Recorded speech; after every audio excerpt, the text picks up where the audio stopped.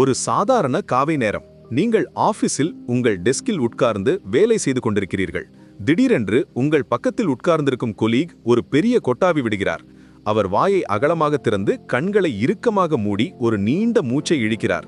அடுத்த சில நொடிகளில் நீங்களும் கொட்டாவி விட ஆரம்பிக்கிறீர்கள். உங்கள் வாயும் தானாகவே திறக்கிறது, கண்களில் கண்ணீர் வருகிறது. இது ஏன் நடக்கிறது? இந்த மிஸ்டீரியஸ் ஃபினாமினனுக்கு பின்னால் என்ன சயின்ஸ் இருக்கிறது?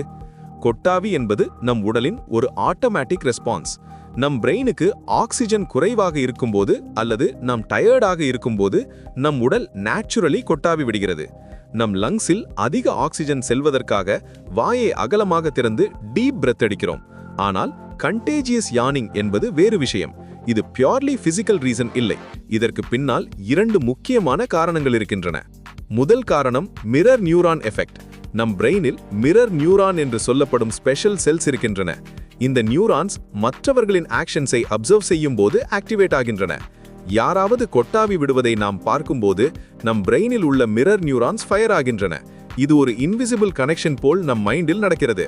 நம் பிரெயின் அந்த ஆக்ஷனை மென்டலி சிமுலேட் செய்கிறது. அதனால் நம்மையும் கொட்டாவி விட தூண்டுகிறது. இது ஒரு ஆட்டோமேட்டிக் இமிடேஷன் ப்ராசஸ். இரண்டாவது காரணம் எம்பத்தி. கொட்டாவி கண்டேஜன் என்பது எம்பத்தியுடன் டைரக்ட் கனெக்ஷன் வைத்திருக்கிறது.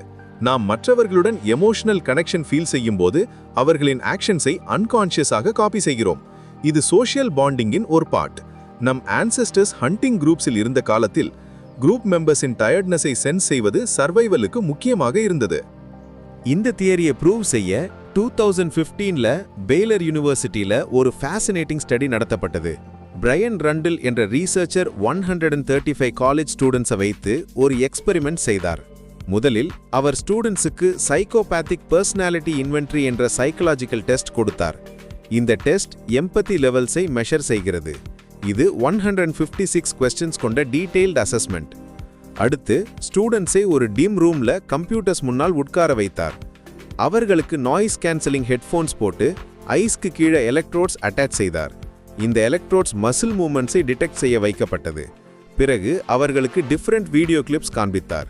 சிலர் கொட்டாவி விடுவது, சிலர் சிரிப்பது, சிலர் நியூட்ரல் எக்ஸ்பிரஷன் வைத்திருப்பது. ஒவ்வொரு வீடியோ கிளிப்பும் 10 செகண்ட்ஸ் நீளம். அதற்கு இடையில் 10 செகண்ட்ஸ் பிளாங்க் ஸ்கிரீன். ரிசல்ட்ஸ் மிகவும் இன்ட்ரெஸ்டிங்காக இருந்தது. எம்பத்தி லெவல்ஸ் அதிகமாக இருந்த ஸ்டூடெண்ட்ஸ் கொட்டாவி வீடியோஸ் பார்த்தபோது அதிகமாக கொட்டாவி விட்டார்கள். அவர்களின் ஃபேஷியல் மசில்ஸும் அதிகமாக ரியாக்ட் செய்தது. ஆனால் சைக்கோபேத்திக் ட்ரேட்ஸ் அதிகமாக இருந்த ஸ்டூடெண்ட்ஸ் கொட்டாவி விடவே இல்லை. அவர்களின் மசில் ரெஸ்பான்ஸும் மினிமலாக இருந்தது. இது எம்பத்தியும் கண்டேஜியஸ் யானிங்கும் டைரக்டாக கனெக்டட் என்பதை ப்ரூவ் செய்தது. சைக்கோபேத்ஸுக்கு எம்பத்தி குறைவாக இருக்கும். அவர்கள் மற்றவர்களின் இமோஷன்ஸை அண்டர்ஸ்டாண்ட் செய்ய முடியாது. அவர்களுக்கு கோல்ட் ஹார்ட்டட்னஸ், ஃபியர்லெஸ் டாமினன்ஸ் மற்றும் செல்ஃப் சென்டர்ட் இம்பல்சிவிட்டி அதிகமாக இருக்கும். அதனால் அவர்கள் கண்டேஜியஸ் யானிங்க்கு சசெப்டபிள் இல்லை. இது ஒரு நியூரலாஜிக்கல் கனெக்ஷன் இருக்கிறது என்பதை காட்டுகிறது. எஃப்எம்ஆர்ஐ ஸ்டடீஸில் கண்டுபிடித்தது என்னவென்றால், கொட்டாவி வீடியோஸ் பார்க்கும்போது நம் பிரெயினின் பிராட்மன்ஸ் ஏரியா 9 ஆக்டிவேட் ஆகிறது. இந்த ஏரியா எம்பத்தியுடன் க்ளோஸ்லி ரிலேட்டட். இது மிரர் நியூரான் சிஸ்டமின் ஒரு பார்ட். இந்த பிரெயின் ரீஜன் மென்டலைசிங் எபிலிட்டிஸ்க்கு ரெஸ்பான்சிபிள். அதாவது மற்றவர்களின் மென்டல் ஸ்டேட்டை அண்டர்ஸ்டாண்ட் செய்வதற்கு. இந்த ஃபினாமினன் சில்ட்ரன்ல 4 to 5 இயர்ஸ் ஏஜ்ல தான் டெவலப் ஆகிறது.